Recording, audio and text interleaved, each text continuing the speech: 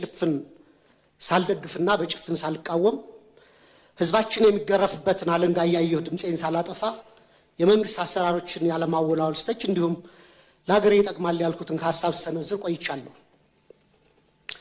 የዚህ የስልጣን ዘመን ትዕይንት መጋረጃ ከመዘጋቱ በፊት ግን የኢትዮጵያ ህዝብ ነባራዊ የኑሮ ሁኔታ የየዕለት ተግዳሮትና ጭንቀት እንዲሁም ይህንን አስቸጋሪ የኑሮ ሁኔታ የወለደውን የመንግስቱን መዋቅራዊ ድክመት የዚህ ዘመን የማይታበል የታሪክ እውነት አድርጌ በታሪክ ፊት ለመመስከር እወዳለሁ።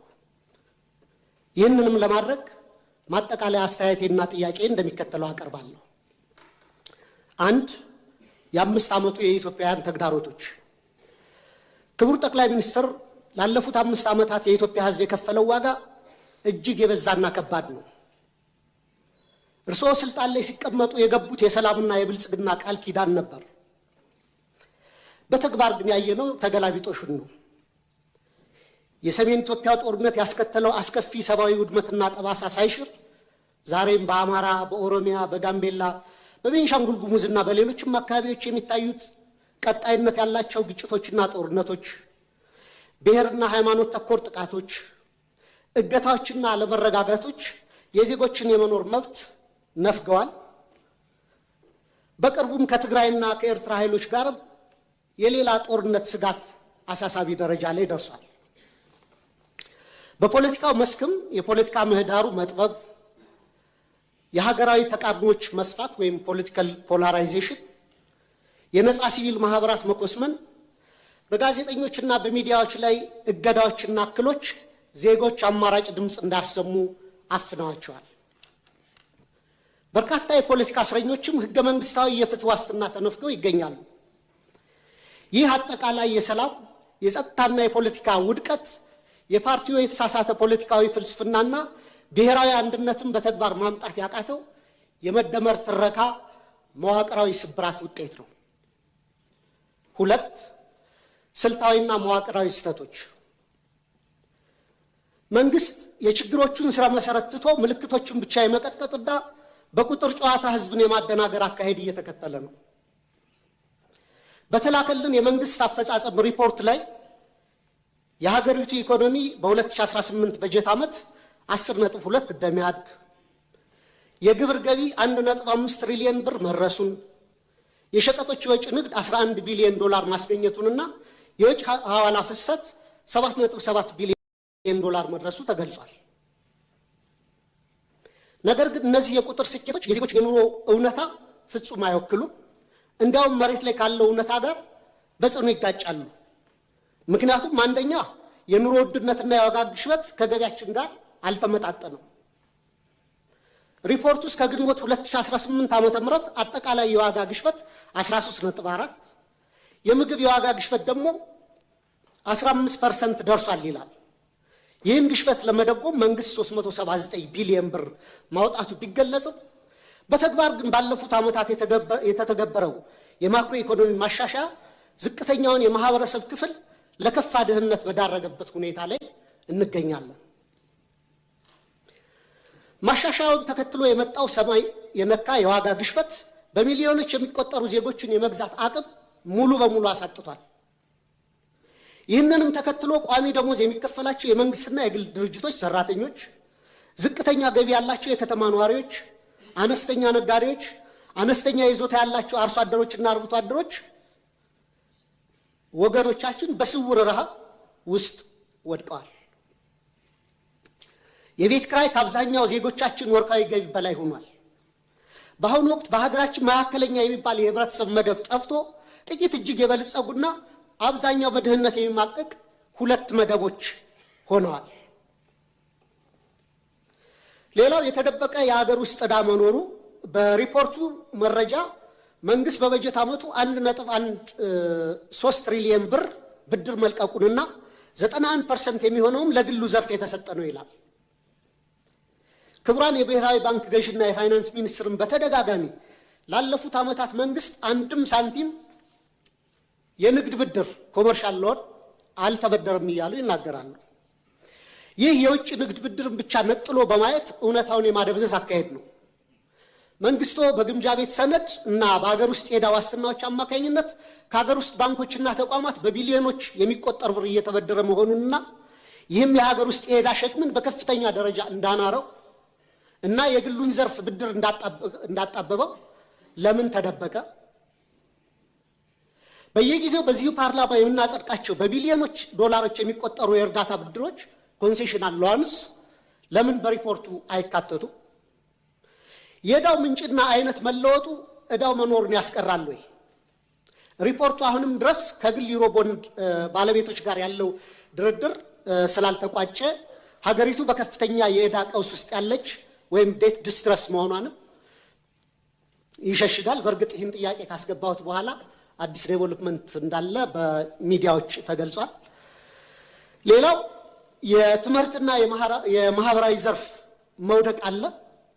በሪፖርቱ ላይ 26 ቢሊዮን ተማሪዎች መመዝገባቸው በስፋት ቢወራም የ12ኛ ክፍል ማጠናቀቂያ ፈተና ከወሰዱ ተማሪዎች መካከል 50% እና ከዛ በላይ ማምጣት የቻሉት 8.7% ወይም 50 ሺህ ተማሪዎች ብቻ ናቸው። ይህም የመንግስቶትን የትምህርት ጥራት መዋቅራዊ ኪሳራ የሚያሳይ ነው። ክቡር ጠቅላይ ሚኒስትር 8.7% የማለፍ ምጣኔ በየትኛውም ዓለም ታይቶ የማይታወቅ ወይም 92% የመውደቅ ምጣኔ ከፍተኛ የትውልድ ብክነት ወይም ጀነሬሽናል ካታስትሮፊ ነው። እኔ የህይወቴን ግማሽ ጊዜ በማስተማር ነው ያሳለፉት በተለያዩ ደረጃዎችና ኮመንሊ የሚባል አባባል አለ። መምህሩ ፈተና አውጥቶ ተማሪዎችን ማሳለፍ ካልቻለና ከወደቁ የወደቀው መምህሩ ነው የሚል ኮመን አባባል አለ በእኛ በአስተማሪዎች ዘንድና ይህን ያክል 92% የመውደቅ ምጣኔ ካለ እኔ ወድቋል ብዬ ማስበው ትምህርት ሚኒስቴር ነው።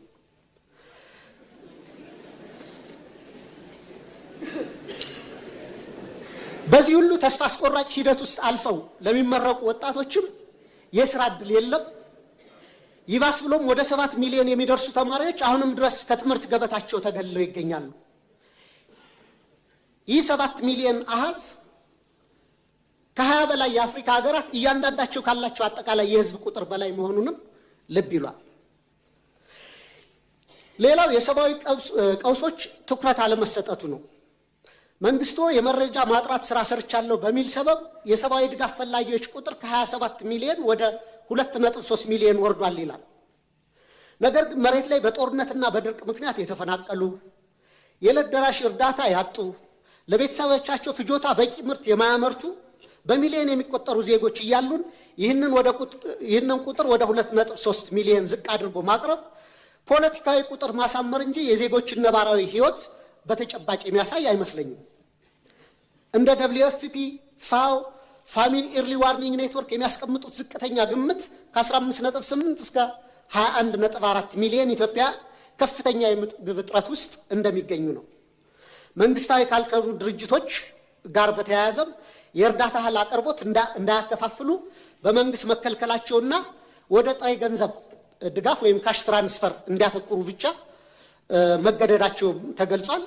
ይህም በገበያ ላይ ካለው የዋጋ ግሽበት አንጻር በርካታ ቤተሰቦችን ለከፋ የምግብ ዋስትና እጥረት የሚዳርግ ነው።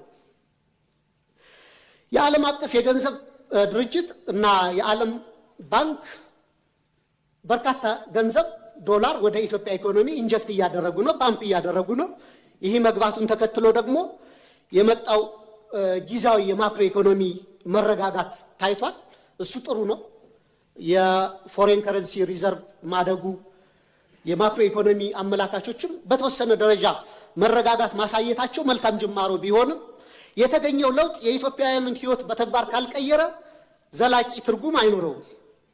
የችግሮቻችን ስረ መሰረት ችላ በማለት በጊዜያዊ ማስታገሻዎችና በፎሬክስ ክምችት እድገት ትረካ ብቻ ሀገር ረጅም መንገድ መውሰድ የምንችል አይመስለኝም። 3 የመፍትሄ ሐሳቦች። ክቡር ጠቅላይ ሚኒስትር፣ እኔ በተደጋጋሚ ለማሳየት እንደሞከርኩት ለሀገራችን ዘላቂ ሰላምና መረጋጋት፣ ብሔራዊ ደህንነትና ልማት የሚከተሉት 3 መፍትሄዎች ዛሬን በመጨረሻ ቀን ደጋግሜ ማቅረብ እፈልጋለሁ።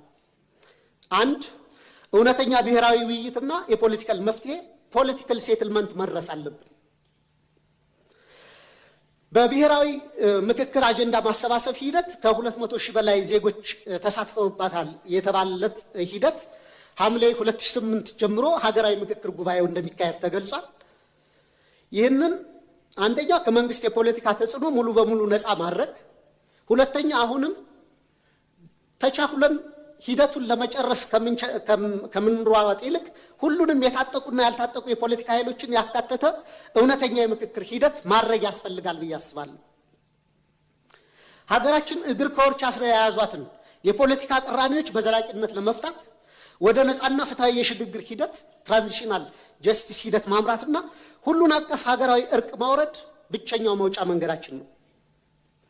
የታጠቁ ኃይሎች ውጊያ በቀጠሉበት ሁኔታ የሚካሄድ የምክክር ሂደቱ በተጠናቀቀ ማግስት የእርስ በርስ ጦርነቱ ከቀጠለ የምክክር ሂደቱ ከፍተኛ የገንዘብና ጊዜ ባከነበት ትርጉም የለሽ ሂደት ሆኖ እንደ ማንነትና ወሰን እንዲሁም እንደ ብሔራዊ እርቀ ሰላም ኮሚሽኖች ያለ ውጤት ይበተናል። ሁለት ሁሉን አሳታፊ ህገ መንግስታዊ ማሻሻያና እውነተኛ ፌዴራላዊ ስርዓት ማቆም ያስፈልጋል።